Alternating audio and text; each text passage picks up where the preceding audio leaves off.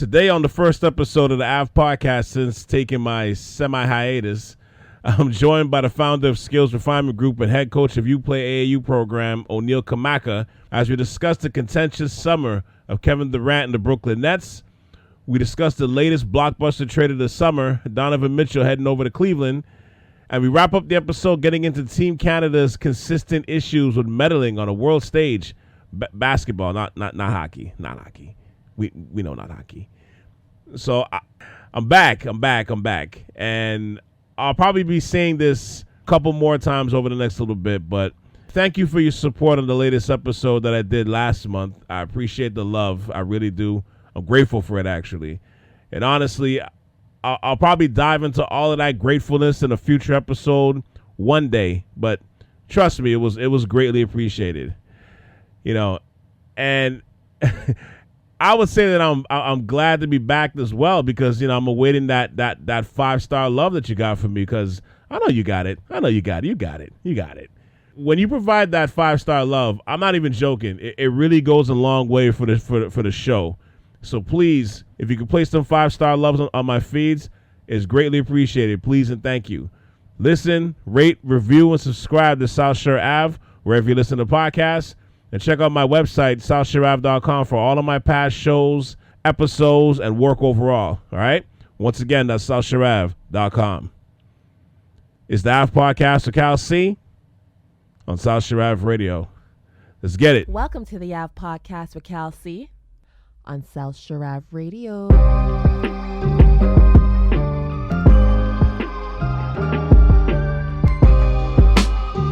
Welcome to the Ave Podcast. First of all, O'Neal, it's good, man. How was your summer? It was quick. Ended up doing UPLAY. I was coaching AAU with UPLAY.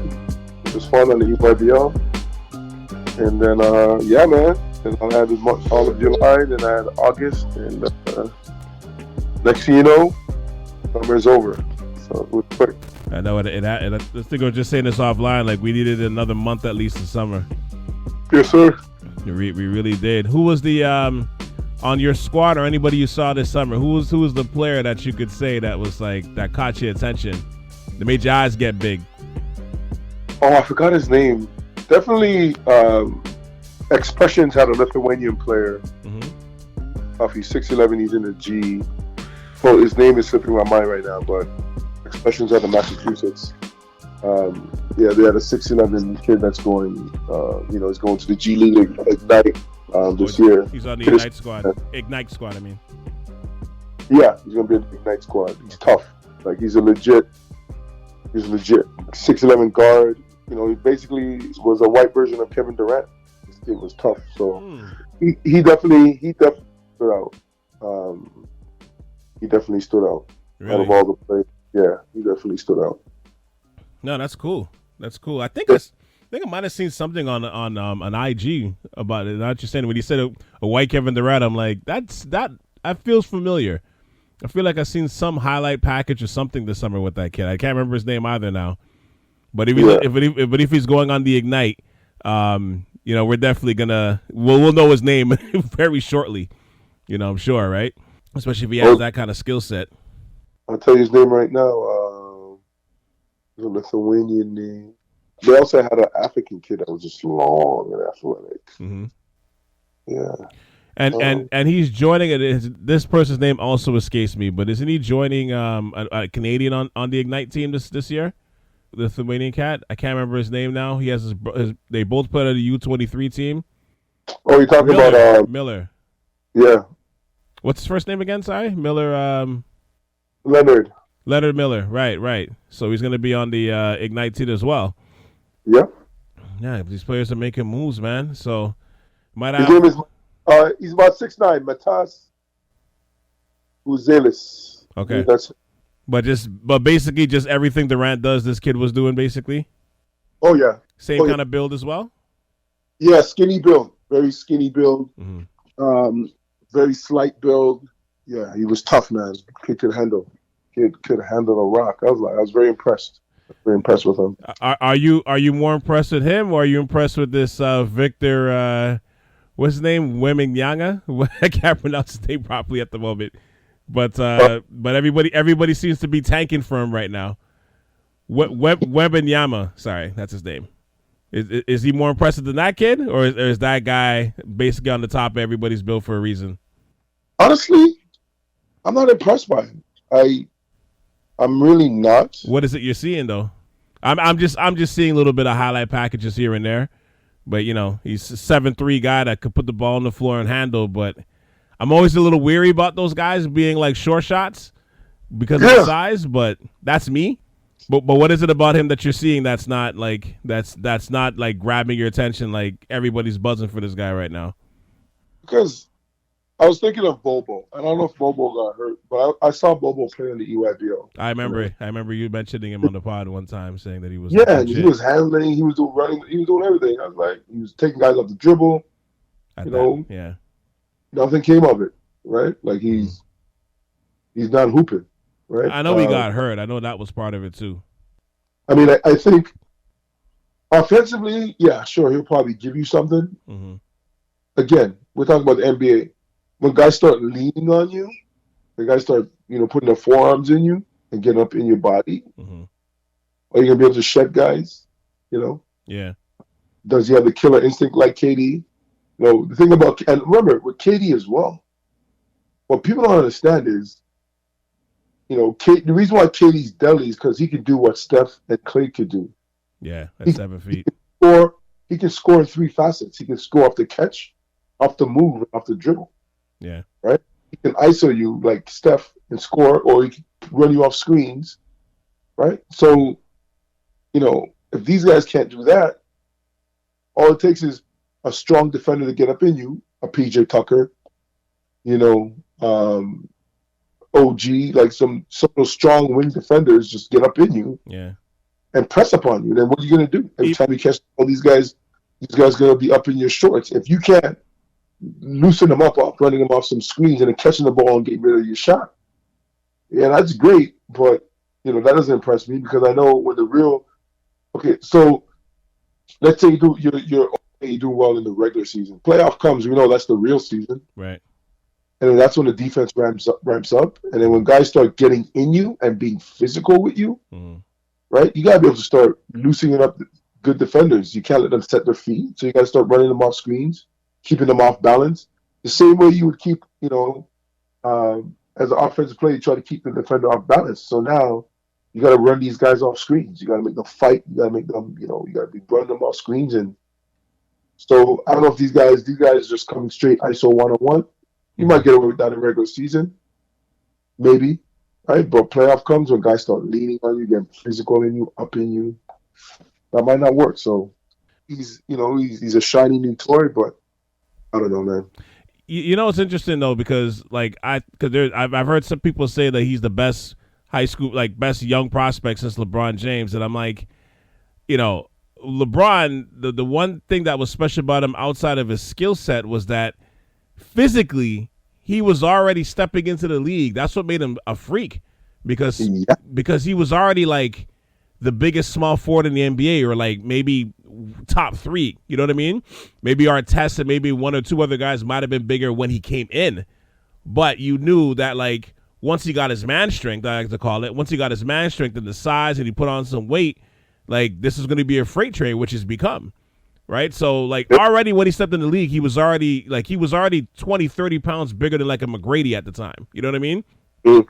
So that's what so even getting up in his shit, it's he's got the actual size, you know what I mean? And the strength to move you without even knowing how to do it yet. You know what I mean? So that's what made him special coming out of high school. Everybody has their couple of years where they take a little bit of time. So with him, it's I don't know. This is the history of when I think of guys that are 7'3" and up, having success. I'm not saying they don't have success, but especially the slender frame guys like a Porzingis. Porzingis is 7'3". That guy cannot stay healthy. I think of Big Z. Big Z is a bigger, more prodding big man, but for years he had issues with his feet.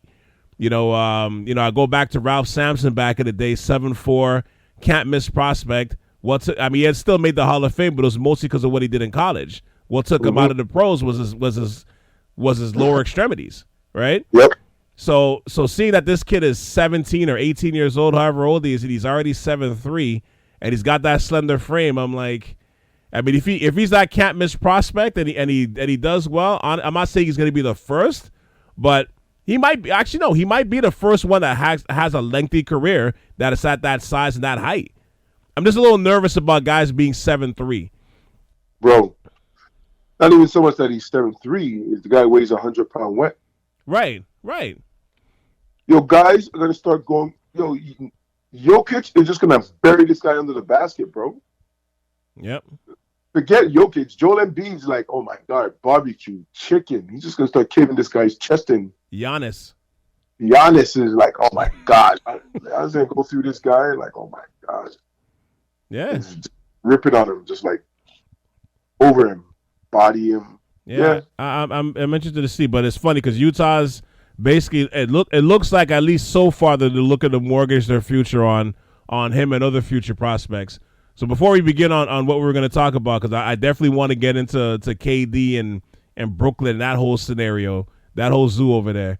But before we begin, we had a big trade last week. Donovan Mitchell heading over to Cleveland for 3 unprotected picks, 2 pick swaps, Lauri Markkanen, Colin Sexton, who they re-signed for 4 years and $72 million.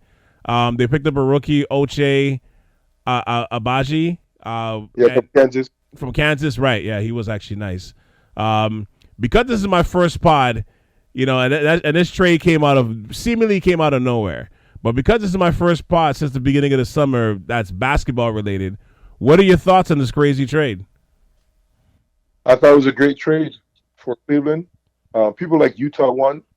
I thought Cleveland won. I think you have a point guard in Garland. You have a scorer in Mitchell who's demonstrated that he can step up and score big buckets. That's what you look for, guys who rise to the occasion. Yep.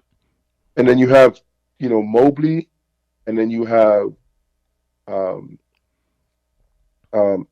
Allen, and so you got interior defense, and Mobley gives you interior offense as well. He's more skilled than Jared Allen. And yeah, man, you have Kevin Love. If you get let me look at the roster. Who else is on the Cleveland roster? Karis LeVert. Yeah. Karis LeVert, Okoro. He could be your sixth man off the bench. Who, LeVert? Oh no, that's what he will be. Yeah, he could be your sixth. He could give you the scoring off the bench, which I think is a great role for him. Yeah. You still got Ricky Rubio. What I look at, not Jared Allen. Yeah, not Jared, but Jared. What I look at, honestly, is I look at a defensive end, because you have scoring and then you need defense, right? Mm-hmm. And what I'm looking for is who's the perimeter defender that's going to lock up, because you already have the interior defense with Jared Allen and Mobley. Right. You have your scoring with Garland. Mitchell's going to close it out, and you have Jared LeVert coming off. Coming off the bench. Karis LeVert coming off the bench. Mm-hmm. Right? So you want to say Gerald. Yeah. No, you want to sing his hook. Go on. I know, but I'm looking for a perimeter defender. Right. Is it Lamar Stevens? Is it Okoro? Is it Okoro? Who's going to be that 3-and-D guy? I'm going to guard the perimeter's best. I'm going to guard the other team's best perimeter player. Yeah. Whether it's 1, whether it's the 3.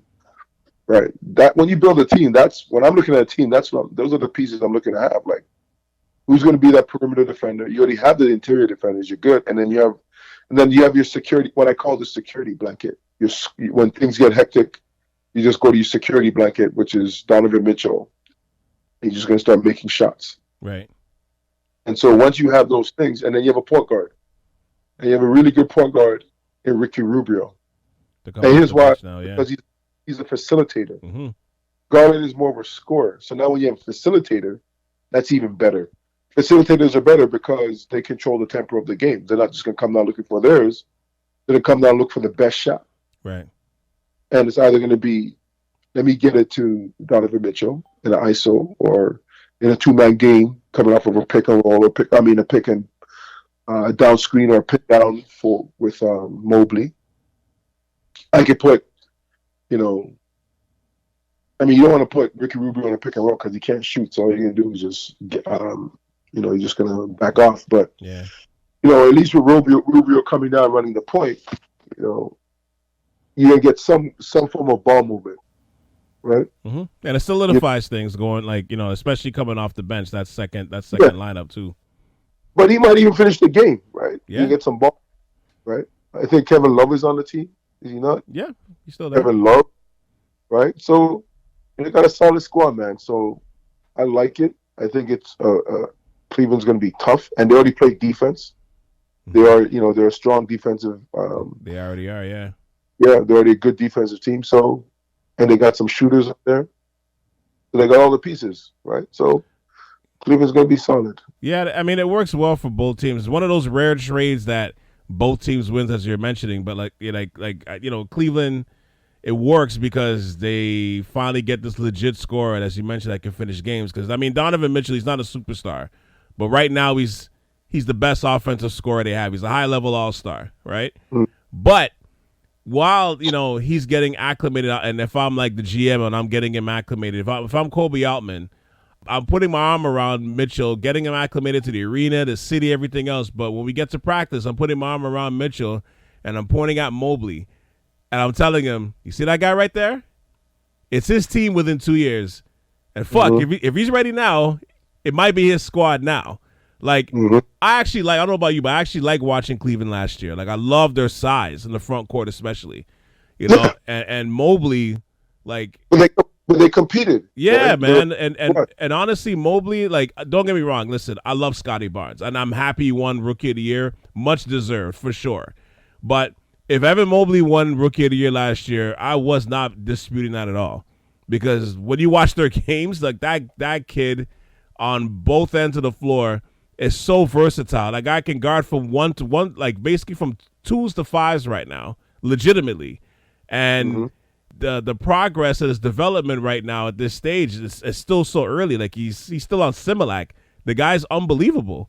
You know what I mean? So even though they gave up that size, because as much as you love Mitchell, like I think I was Googling like his bio over the summer. I think when they were talking about trading him and stuff, and I forgot that he's only 6'1". Like, he's not tall. Like Mitchell's legitimate 6'1".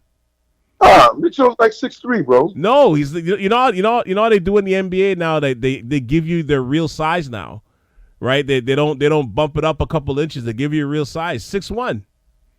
He's got a 6'10" wingspan. At 6'1"? Yeah, his wingspan is freakishly long. It's a freakishly long wingspan. That's why he gets his shots over everybody the way that he does. He has an incredible bounce. He's amazing. But I'm like, they definitely gave up some size. And I think it's worth it because, I mean, I like marketing. And, I know, what do they call Sexton again? I forgot what his nickname is, Sexton. But that guy, I mean, he tore his knee, and I don't think he, like, the way they played, I think he was basically out of there anyway. They weren't going to sign him back. They didn't need him. And I think he was, in terms of development, I think he might have hurt Mobley's development. Like, that guy, if you watch him play, he does not pass at all. Like, at all. You know what I mean? Sexton? Oh, Sexton does not like to pass at all. He's Will Smith on Bel Air Academy. He doesn't like to pass at all. Like, even though they gave up their size, it pushes the team to the next level. So it's agreed. It's the highest, like, ceiling squad that Cleveland's had post LeBron. Like, both the first time he left and the second time he left, that's existed. But on the other side, man, I'm like, 3 unprotected picks, though? 3? Man, that's a lot. And the swaps? Like, you couldn't just have one or the other? You know what I'm saying? Like Danny Ainge on the Utah side, I mean, yeah, like, that guy acquired, in one summer, he acquired 6 extra picks plus 4 swaps. And you got a great chance to I know we were discussing Victor before, but you still got a chance to land him, and you can, just pick up players on the rebuild, and support their next potential star, whether it's Victor or Victor and a combination of Victor and another young stud coming down the pipeline. And, you're hearing, too, as well, that they're going to be, cleaning house and try to move the rest of their vets, looking to move Clarkson, looking to move, Mike Conley if they can. If they're looking to move Bogdanovich if they can. You know what I mean? So they're going to go on their full youth movement. But you know when you do those moves, how that works. It's gonna buy Ainge and those guys above at least 3-4 years off top just for the job security, just to see the future through, right? When you're making this full renovation of a franchise, you're gonna get some time to at least to try to see it through. And Ainge has the name and the pedigree to to trust him with that, right? Yep. So it definitely works on both ends. But that's my only thing is like, my God, that Utah Minnesota trade really screwed up the market for everything, man, because you're giving up so much for an all-star. What the hell do you give up for a superstar? You know what I mean? Yep. Like, you got to give up so much, man. It's wild to me. But Cleveland definitely makes the East more interesting, which I thought they were going to be. I thought Cleveland was going to be interesting coming into this year anyway, but they became a lot more interesting. I don't think they're going to win the title, mind you, but they're definitely going to be a strong playoff contender because Mitchell's got that experience. You know what I mean? He's been in the. I don't think he's missed the playoffs since he's been in the league. I don't think so either. No, I don't think so. He's been in the playoffs every year since he's been in the league. So, I mean, I don't think they've made a conference final. I don't think so, but they've at least made the second round like 3-4 times. Like, he knows what it's about.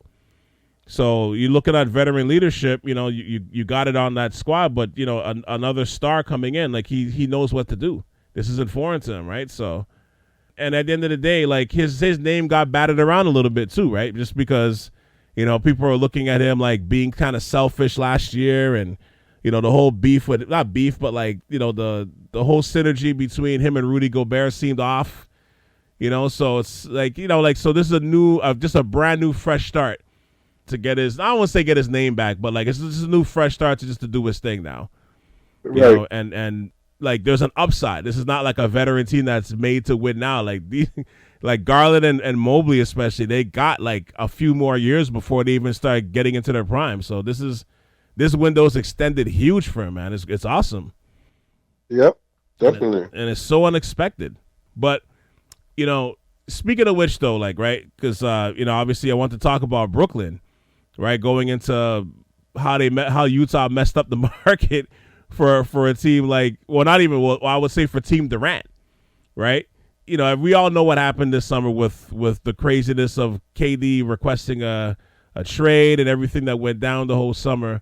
Have you ever seen anything like Kevin Durant before? And I don't mean just the player. I just mean the persona.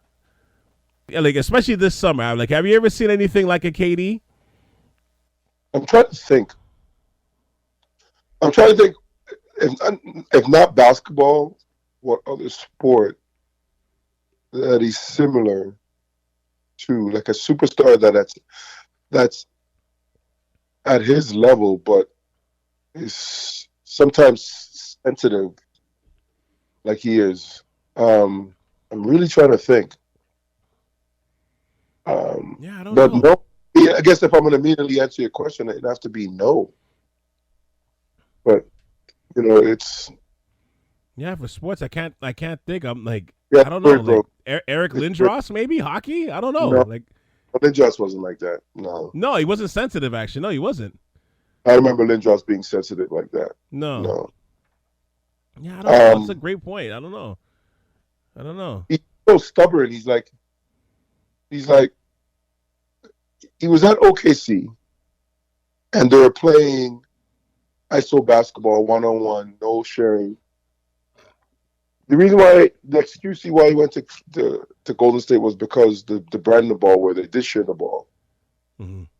But then he wanted to leave because he felt like Kerr wasn't calling enough ISO for him. And then he comes to the Nets, and this playoffs, him and Kyrie, it was like, we're gonna prove that we're so good that we don't need to do ball movement. We're gonna just try and outscore double and triple teams. Mm-hmm. Instead of passing the ball, which made absolutely no sense at all. And people were blaming Steve Nash. I was like, come on, man. Like, when people blame Steve Nash after watching that playoff series, I'm like, you guys don't know anything about basketball. I'm going to stop talking basketball with you. Because basic basketball, two guys come to you, that means somebody else is open. Sometimes there's three guys coming, I remember the last play, there were 3 guys open, and Kyrie didn't pass the ball.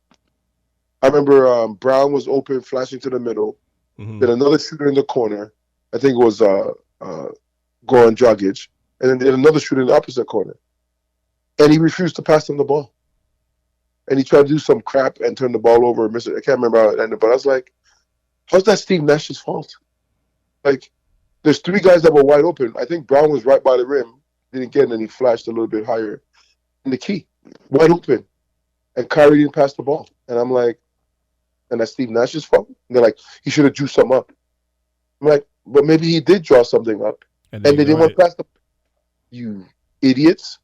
Like, so I just stopped talking ball with people like that. Because if you really watch the game, Boston was one of the, I think they're number 1 in ISO. Like, when teams are going ISO, they're number 1 defensively against ISO ball. Yep. That's what they were doing. And they refused, the 2 superstars refused to pass the ball. And then people were blaming Steve Nash. He should have drew this up.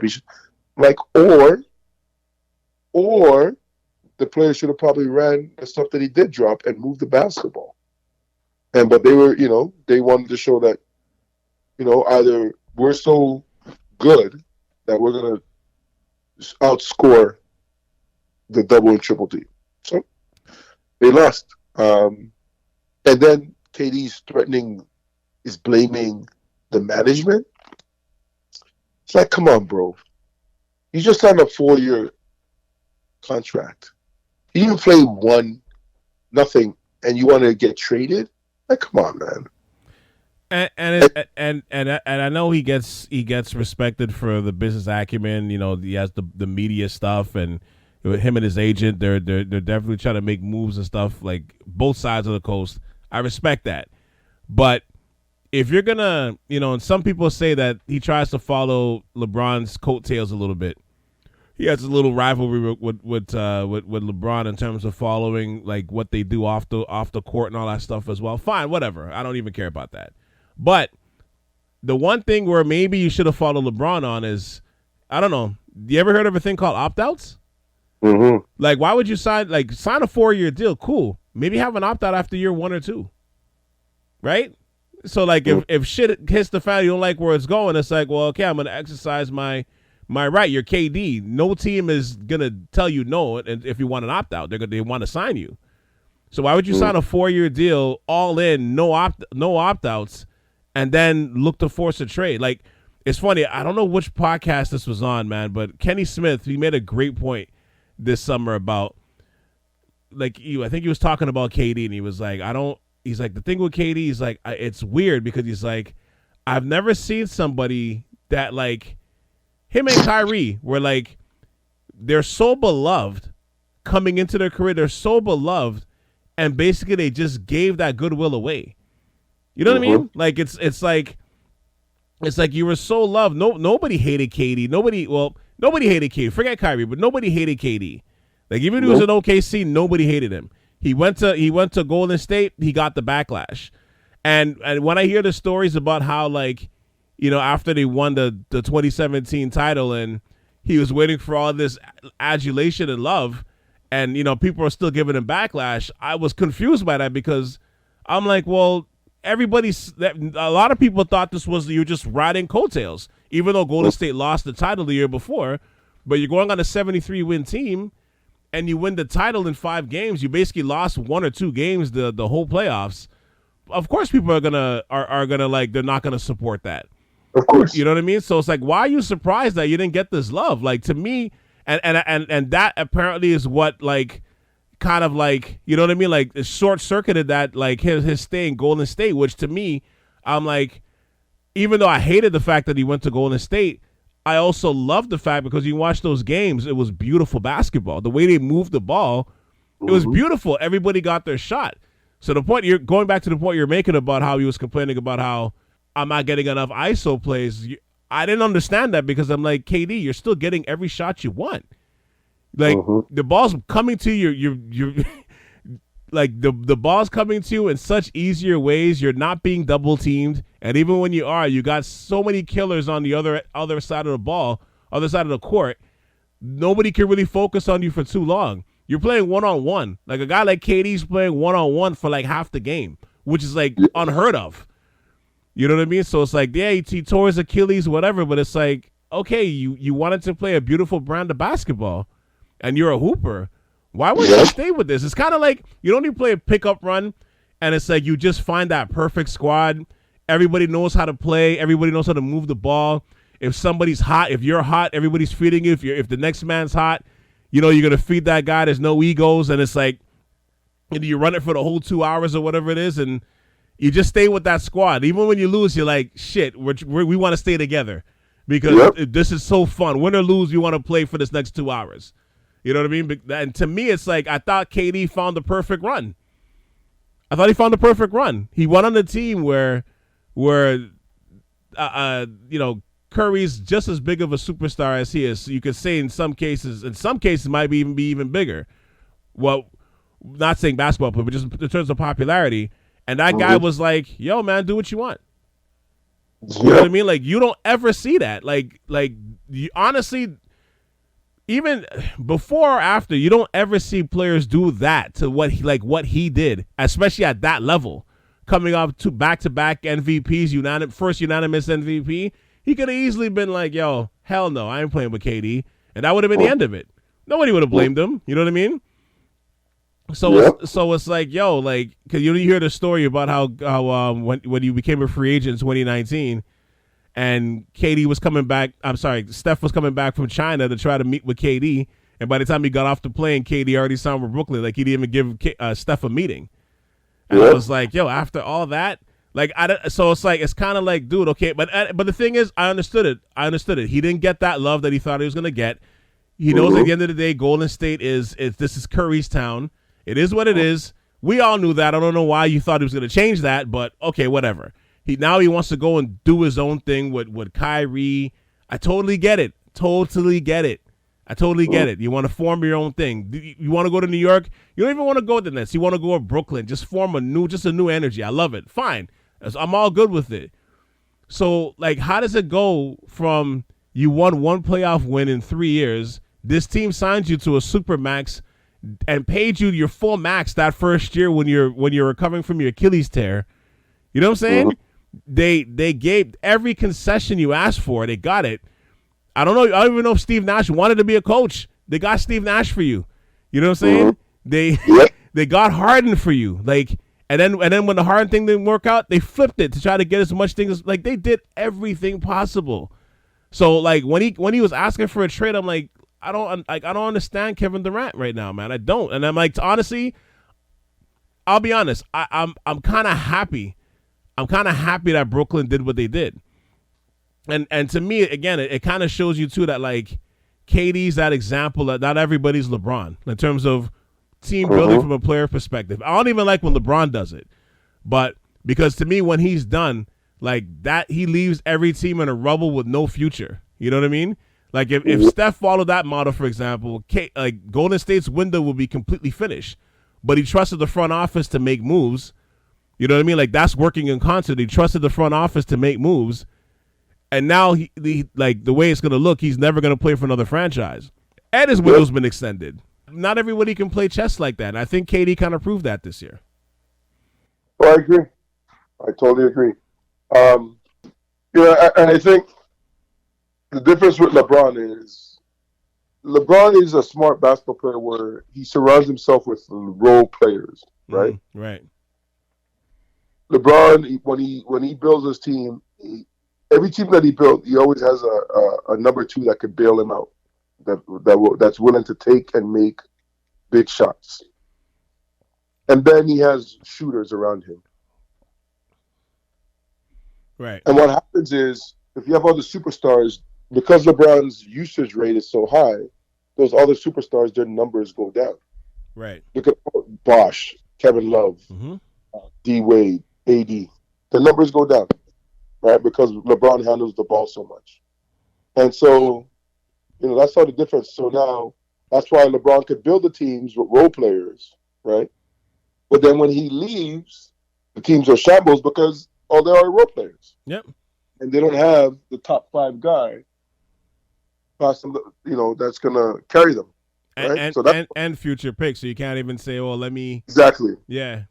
exactly. So that's why. It's kind of like Killmonger and Black Panther when he burns the when he burns the pit, the pit where they get the flowers, he burns it to the ground. Like there's gonna be nobody else after me. Like that's, to me, that's LeBron. Like, so, like, you know what I mean? But go on. And people like that, as soon as LeBron leaves the team, Josh, I'm like, yeah, because all he does is he stacks himself with 3-point shooters, role players, guys that, and if he gets double teamed, their job is to make open shots. Right? If you follow LeBron, you watch him carefully. That's what he does. So that when he leaves, the team sucks. Mm-hmm. He's not leading the team with great players, right? Or where guys were taking turns shooting the rock. He just dominated the ball, right? And then when he leaves, that's why I remember in the bubble when KCP and somebody else was struggling with their shot, right? And they were bricking everything. What do you see the next day? You see them, Hardy, the trainer, with that, just catch and shooting. Yeah. Run to the corner, catch and shoot. Like, yeah, you should have been doing that from day one. So your only job is to shoot the basketball. So, but KD, that's the difference too. KD's now surrounding himself with a lot of good role players, right? And just Kyrie, and actually I shouldn't even say that because they have Patty Mills who can shoot. Joe Harris is hurt. He's coming back. Yeah. Dragan, I don't know what they use. How they didn't use him properly at all. He could have been a facilitator, and but again, Kyrie and Kyrie and KD are two betas trying to be alphas, and they're not. Mm. It's interesting you calling KD a beta, but I get it though. I just because of the moves the requests and stuff he's trying to make, right? Is that why you say that? Yeah, I think he's trying to be an alpha, but he's not an alpha. I think he's a beta. I think Kyrie's a beta. They're trying so hard to show that, they're the mat. Like, you know what I mean? Like, they could. I'm like, you have to try. Kyrie's trying so hard ever since from from Boston. He's just trying so hard, and nobody's like, yo, bro, you're a beta, right? You need to understand you're a beta. I think KD's the same thing. I don't think KD's an alpha. You have two betas trying to be alphas. So it's weird. And it's not working out. Yeah. Now with KD agreeing to come back, after he had that meeting with the front office and Steve Nash and everybody else and his squad, like, he's going to be coming back. Do you think that he relinquished his power? No. You don't think so? Okay. No. No. I mean, at the end of the day, I think it was a bluff. He's trying to bluff. He's trying to ting. It didn't work out. And it's in his best interest to play well, at least 1 year. Mm-hmm. I think Kyrie's best interest to play well because again, nobody wanted KD, right? Because they had to give up too much. So nobody's, not that they didn't want him, but they're like, what you're asking for, which is what they should have asked for. Yeah. Right? So they're like, forget that. So they're like, KD, bro, this is what people are asking for. We're not giving that up. They're not willing to give up, right? Like, we're not just going to give you for, we want you just sign with us. You've been with us for 3 years. We bent over backwards for you. We paid you when you were hurt. And this is how you're repaying us? Like, come on, bro. And nobody wants you. So maybe what you should do is show that you deserve, right? Show that maybe what we asked for, maybe people will give us what we asked for because you're still worth it. Because people are questioning also, you're coming off injury, your Achilles injury. So why are they going to give up all that for an aging superstar who's mercurial now? And, now he wants you to mortgage their house and they might not want to play after a year or two. So you got to show them that, you can still bring a championship. So I think probably that's the talk that they had. And obviously Kyrie, it's like, bro, people don't even know if you're going to show up. You're very emotional. So who knows when you wake up? You definitely want to get paid, but you just don't want to work to get paid. In your mind, you think you've earned it.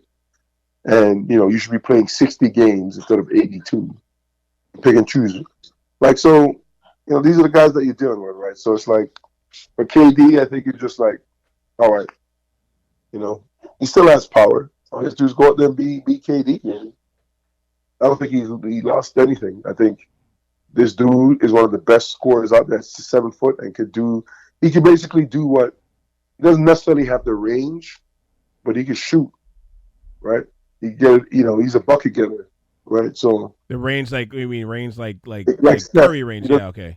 Doesn't have the range like Steph. I didn't finish my thought. Sorry. Yeah. Doesn't have the range like Steph, Mm-hmm. but he can get buckets like Steph as far as coming off the screen, the move, Right, off the dribble. So, and he's 7 foot. He's taller than Steph. He doesn't have to work. and that's the thing. Both of them players, beautiful to watch. Beautiful to watch. But go on. Mm-hmm. Sorry. Beautiful to watch. Yeah, he doesn't have to work as hard. So, yeah, he's still good. He still has power. The guy's top 3 in the NBA. So, I mean, I think he did relinquish some of it though, because again, he's on a 4-year deal, no opt-outs, and he's a self-proclaimed hooper. So, he's just not gonna pull like Ben Simmons or James Harden. He's not gonna show up overweight or just not show up at all. But I think if he was to do anything like that, if that was like that's like his last card if he wanted to like really not play for the Nets, even though I know that they worked everything out, but like that would just completely tarnish any goodwill he had left. You know what I mean? Because again, when you couple in that Rudy Gobert trade, like at this stage now for that level of superstar, you got to give up your firstborn and maybe like part of your spleen. Right now for a superstar, like you got to give up so much for them. And again, I don't blame the Nets for what they did. They played this as great as you can play it. Like going forward, I think that the CBA, which I think is coming up. It's coming up at the end of the 23-24 season. Like mm-hmm. I think it's gonna be hella interesting, man. Because I think the Brooklyn Nets are like prime example for these owners as to like, okay, maybe we might have to look at the football mode and maybe not guarantee everything that we used to if you guys aren't going to show up. You know what I mean? Or if we're going to sign you to these big deals and you're not going to, you're just going to quit on us, or you're going to be like a Ben Simmons and just not show up and then try to sue a team for not getting paid. You know what I mean? Like this team right now, they got 3 players right now that are like they're like prime A examples for the owners to be like, yeah, we need to fix some shit here. You know what I mean? And it's I'm usually pro player, but and that point I can't sit there and be like, oh, they got no leg to stand on. I'm kind of like, they got a point. Yeah, of course they do. They got a point. I think to me it's like I didn't understand what he did. Like we're lucky. I mean, I think for somebody like KD, he's lucky we're in the social media, like short attention span era where it's like, by like December, nobody's going to even be talking about this. Right. But right. As long as they're winning and stuff, especially. But I think with him, though, it's like I don't like it's like a self-inflicted gun wound. Like I don't understand like the moves that he's made over the last few years where it's like all of a sudden now people are like, you go on his Twitter, like he has this thing where he loves to go on Twitter and go back and forth with fans all the time. And it's like, why are you wasting your time doing this? You know what I mean? Like for him, I guess it's fun. I don't know. I don't even know if it's fun as much as it is an addiction, that dopamine addiction. Like, I don't get it. You know what I mean? Because it's like at this point, it's like, dude, like KD just hoop, man. Like, you know what I mean? Like just, you got a squad. Like you got a squad. Like you look at that team. That team's pretty good. We'll get to them in like the rest of the roster in a moment, but like their team isn't bad. You know what I'm saying? Like I don't put them ahead of like Milwaukee or the Warriors or anything like that just yet. But like I don't know. To me, I'm like I don't know. I don't see them being as I don't think they're that far off. I really don't. Especially if you can get those guys to play. Maybe it's just me, but I think they're all right. So like I think they got all the right pieces, bro. Yeah. Yeah. No. KD's just being moody and sensitive. Yeah, I find it wild. Like, where do you see? It's funny, after everything's said and done, right? Where do you see Brooklyn going this season? After everything's said and done, do you think they have a chance to win the title, or like at least a chance? Hell yeah, if everybody's healthy. Mm-hmm. Well, put it this way, yeah, because even if Kyrie's being Kyrie. If you got Ben Simmons playing, bro, that guy will play defense, pass the ball, he'll do everything else, and he's like, KD, you do all the scoring.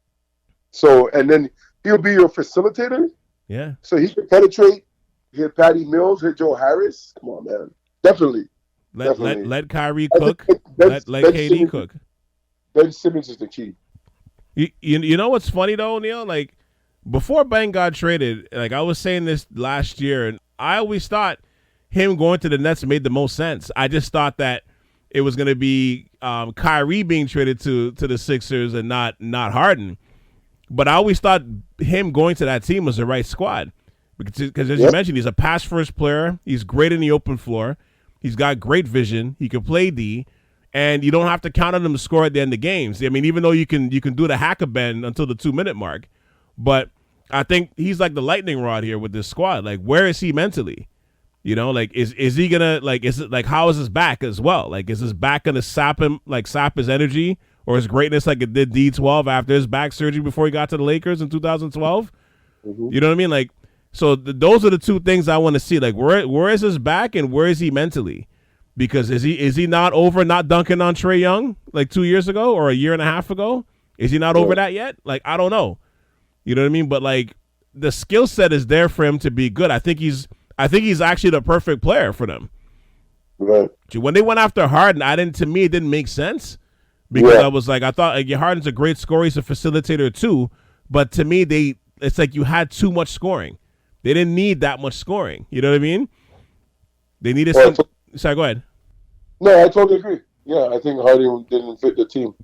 No, I never thought so. So it's like, you know, Kyrie at this point kind of wants to be like a 6'2" version of a Kobe Bryant. Let him and just not really, you know, pass all that much.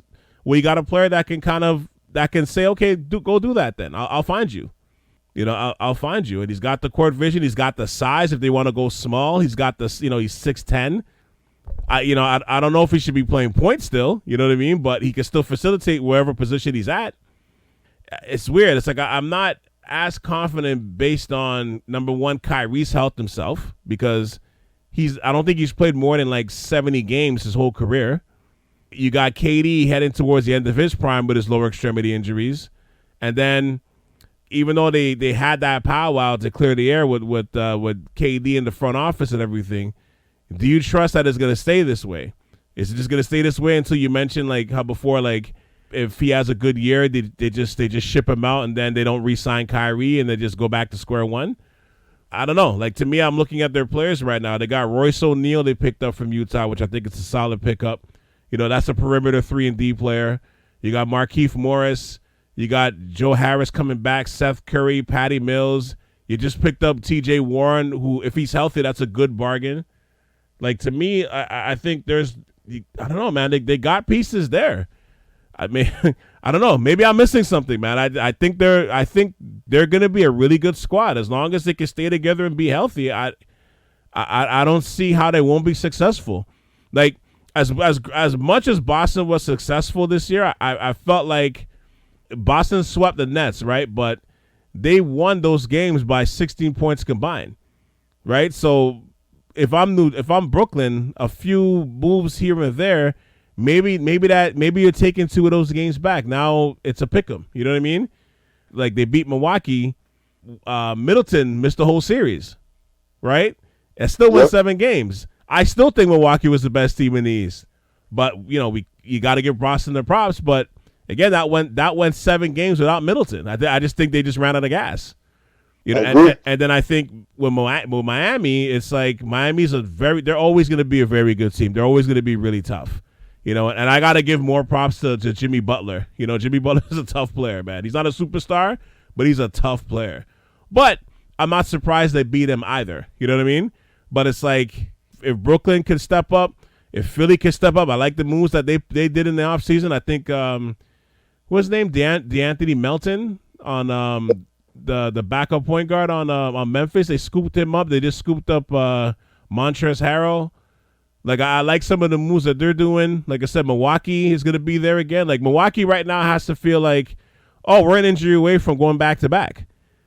You know what I mean? Like, that's how at least if I'm them, that's how I'm thinking, right? So in the East, it's like Brooklyn just has to stay together, and they could be right at the top of the conference too. Well, of course. Again, I stay healthy. They should be there. Yeah, this is a weird summer, man. I don't understand them this summer with all this. I really don't. But before we go, I want to talk a little bit, or at least give you the space to talk about Team Canada, at least the senior program, a little bit. Like, at this stage of the basketball development, there's more Canadian basketball players in NCAA than ever before. Canada has the most NBA talent in the league outside of America. Toronto itself, the GTA, the six, has more players in the NBA than New York City. Yet every 2 years or 4 years, we're struggling to make the Olympics or like the World Championships. Like honestly, by now, 5-6 years ago when I started this podcast, I thought by this time right now, we'd be battling the U.S. for gold or at least be a shoo-in for the medals. And I'm not bringing this up to take any shots at Team Canada or anything. I swear I'm not. I'm legitimately asking because I really just want to know. Maybe you can explain to me what's the story with Team Canada? Is it a fair question to even ask this? I think we talked about it before. I've had this conversation in the past. I think the question that has to be asked is, why is it that players at a young age want to play for Canada, and then somewhere along the line they don't? They don't want to play. They want to, they don't have the patriotism. Mm-hmm. When kids are young, the only thing they dream of is playing for Team Canada. So what happens along the line where guys just don't want to play for Canada? They go and play, they'd rather not do something else, take the summers off, or go play for another country if they, have dual citizenship or have parents in another country. So, at the end of the day, because that's what it comes down to. Is it the selection process? Do they always take their 12 best players? Mm-hmm. Is it mandate that they take certain players? Right? So then guys like, bro, these are not the best players. Like, I can't go to war with this guy. Right? Mm-hmm. You have to ask some of these questions. Why is it, and why?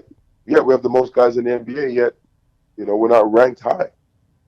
I know guys like Shea are trying to change that. Yeah. RJ didn't play. Mm-hmm. Shea, the thing about Shea is he reminds me of Nash in the sense of the way the confidence that he gives is like the confidence that he gives his teammates. When guys were playing with Nash, you had, again, your security blanket. You were good. Yeah. You knew you had Steve to take care of you. And when things got hectic, Steve was running the tempo. He was going to make the right pass, but he was going to take over when he needed to. And Shea's sort of the same way, right? Mm-hmm. And, Shea's a great point guard. He has a great feel for the game. He could score, he could pass, he could do everything. He's long, he's herky-jerky, he's explosive, he's 6'7". So, if Shea's there, they'll be all right. RJ's going to be there. I think Andrew will play. So, we'll see. We'll see what, some guys, guys have committed for the long term. So, we'll see what happens. Yeah. Is it the money? Like, I know a lot of these guys are in the NBA now. No, is it the money? Is it like it's somewhere along the line where guys just things happen, maybe in their previous experience, the selection, how they see things are being done, and it's like, no, I don't want to play. Like, is it kind of like the CRTC, how they have like a radio station where it's like you have to play like 30% Canadian music.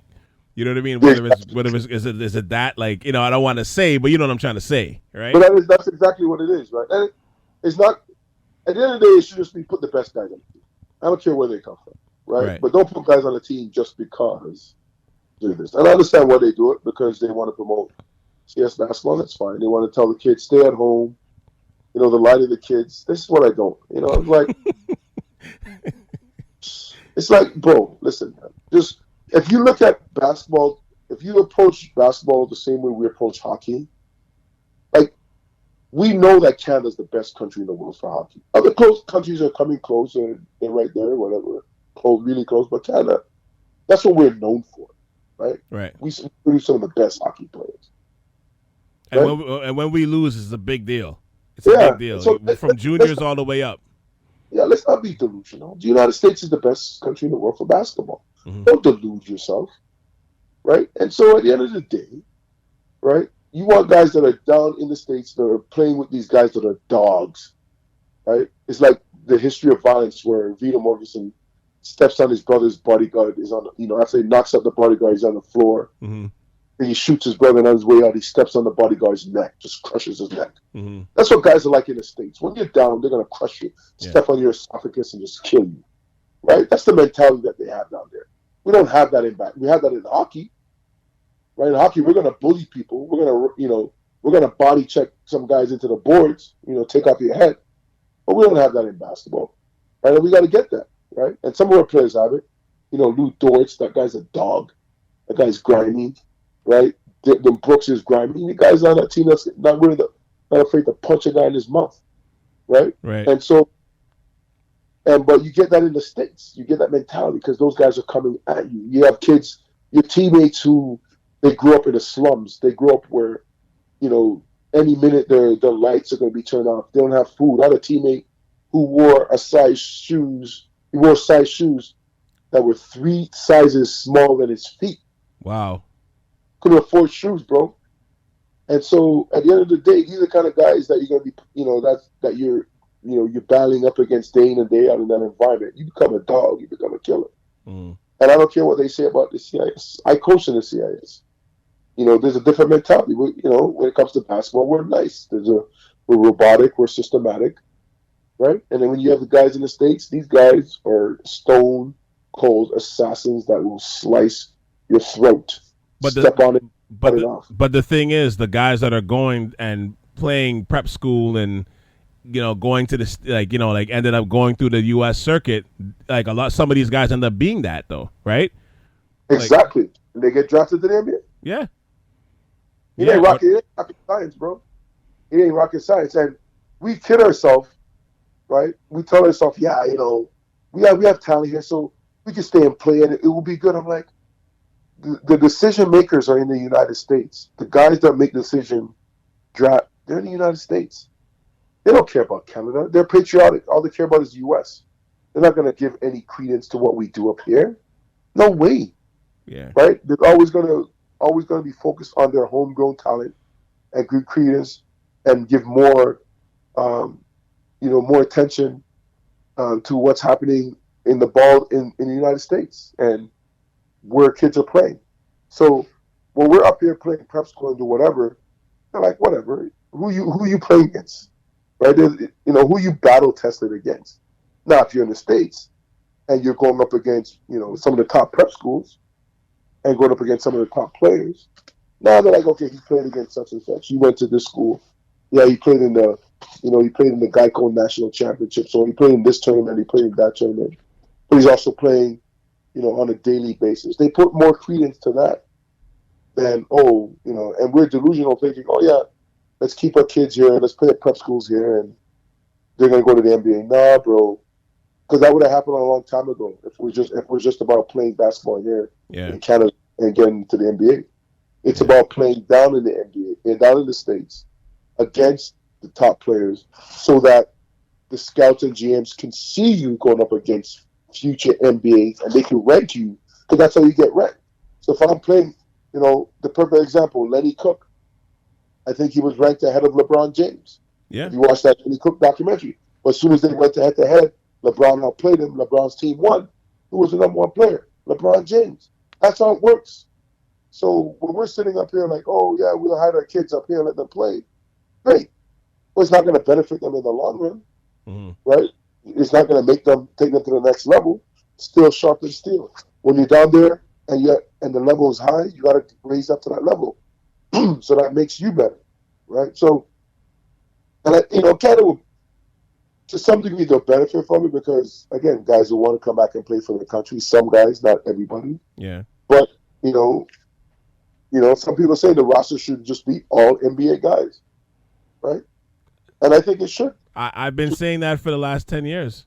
Because at the end of the day, if you want to beat the United States, you need guys that were going up against the USA guys day in and day out. So they're not intimidated. Yeah. Right, buddy? Some of the guys might even be their teammates that they're going to. They practice against every day. Or I think the biggest thing is what you're saying is like when they see them, there's no doubt, there's no fear, there's no intimidation, there's no Like all that's out the window. All that's like thrown to the wayside because you're just seeing them as your peer. Yep. Like, yeah, he's a star, but so, and especially in that international market where like, cause you see it with like a team Spain. Like Spain doesn't have 12 NBA players. Yeah. But like a Juan Carlos Navarro, who might have had a cup of coffee in the NBA, when you put him in the FIBA format, he's a superstar.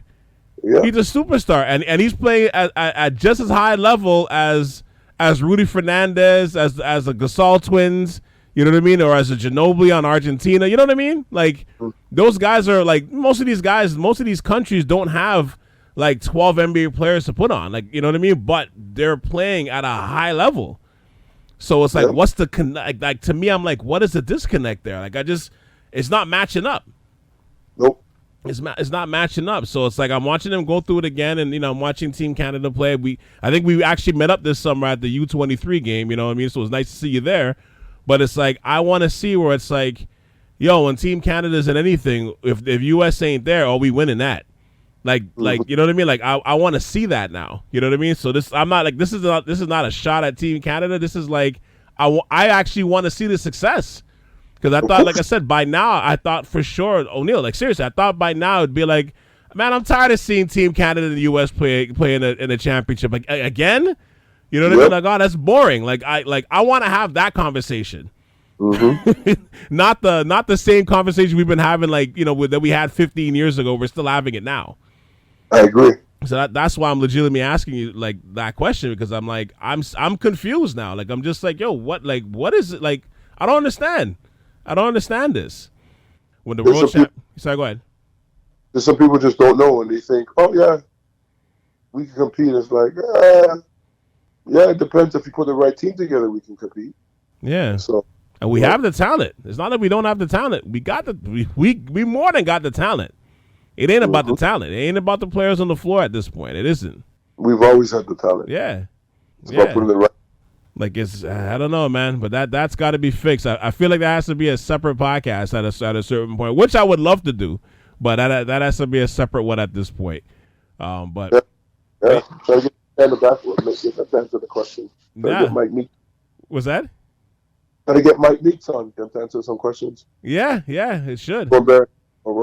It should. Pull you some strings, get Ron Barrett on. Yeah, no, we should, because those are some legitimate questions, man. That I like as a basketball fan, I want them answered, man. I do. I really do. But man, the NBA season's coming up, man. I can't wait for the season to start. So of course, like throughout the year, we'll have you back on the Ave and talking hoops and college hoops, everything. You know what I mean? Everything in between, man. So I appreciate you for coming back on this one. Thank you for coming to the Ave, sir. As always, you know what I mean, and sharing your basketball knowledge and all of that. My pleasure. Thanks for having me. Yeah, man, no problem. And what do you got? Let me ask you one more question. NBA question. I know this is very early, very, very early. Who's the team or player that you can't wait to watch this season? I thought you were going to ask me who I'm picking. I was going to say Golden State Warriors. Okay, you can do that too. You can do that too. Yeah, unless everybody healthy, Golden State Warriors to repeat. What team am I looking to watch? Who was I looking to watch? Definitely, I want to see Brooklyn. How Ben Simmons plays. But I'm a Golden State. I like Golden State. Yeah. What they're doing. I would say Brooklyn, Golden State. I pick Golden State to win the NBA championship. I would love to see Brooklyn, how they, what they do. In light of everything that we spoke about. Yeah, I definitely want to see. I like Ben Simmons, the way he plays. When he's on the court, he plays hard. Yeah. He plays. He gives you everything else. Yeah, he's not going to shoot, but he gives you everything else. He competes when he's on the court. And I want to see. Shaden Sharp. That's what I want to see. From Portland. Yeah, I want to see how Shaden plays. Like, I really believe he stays healthy. I think he's going to, from what I've watched the NBA, the guys that dominate the game are the guys that play above the rim. And Shaden plays above the rim. And so, and he's both. He could shoot and he can get above the rim. yeah. So, with that shot, his athleticism, he elevates. He plays above the rim. So, I want to see Shaedon Sharpe. I want to see how he does in the NBA. And what's crazy, what I think is great for him though too, is I know he's tucked in the Northwest, but man, what a player to practice with every day. You got Lillard in front of you every day. That wants to be there, and that's a legit superstar. That wants to be there. And he's gonna teach Shaedon. Yeah. Oh, and Nembhard, 1A and 1B. Shaedon Sharpe 1A, Andrew Nembhard 1B. Just because a lot of people doubted this kid, they don't think he can play, and I'm like, this kid to me is Jason Kidd 2.0, and the NBA is perfect for Andrew. The way he's going to be diving, facilitating, setting people up. So I'm looking forward to Andrew Nembhard play as well. Yeah, I'm looking forward to see Mathurin play as well. You know, Montreal stand up, but honestly, like that Indiana team's going to be interesting to watch too. I know they're going on the youth development, but I want to see how those guys are going to pan out. You know, I know Nembhard's there as well, so I think that's going to be great. That U23 game that we played at, you know who I liked? Who I every time he stepped on the court, I thought he was a pro player. I can't remember his first name, but I think his last name is Bartholomew. Oh, Keyshawn? Yeah. I don't know, man. O'Neal, I was watching that game. I'm like, yo, every time I watch him play, I'm like, yo, I'm like, that's a pro player. That's a pro player to me. I'm looking at him play, and I'm like, that's a pro point guard in a few years. Right. You know what I mean? To me anyway. But to answer my own question real quick, off the top of my head though, right now I would say Denver. I want to see Jamal Murray. We haven't seen him since in the last year and a half. I know he's supposed to be like 100% healthy now.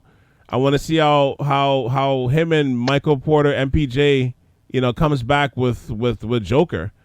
I think that's gonna be legitimately, like, I can't wait to see that. And I miss Jamal, man. I'm waiting to see Murray back, man. Yep. I know he's chomping at the bit. You know, nobody's talking about him right now, and I'm like, that has to change.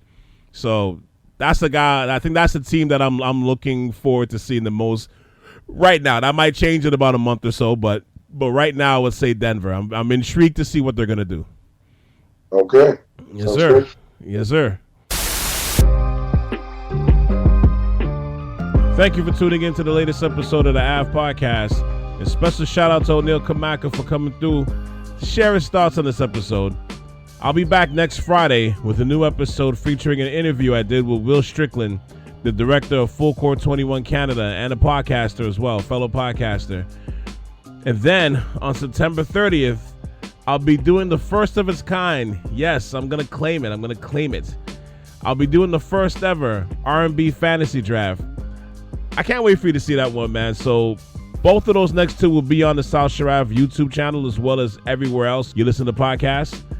And on that note, make sure you review and subscribe to my shows and check out all the latest episodes, past and recent, on my website, southshoreave.com. Once again, that's southshoreave.com. For O'Neal Kamaka, this is Cal C, and you just tuned in to the Ave Podcast on South Shore Ave Radio. All right, until next week, peace. We out.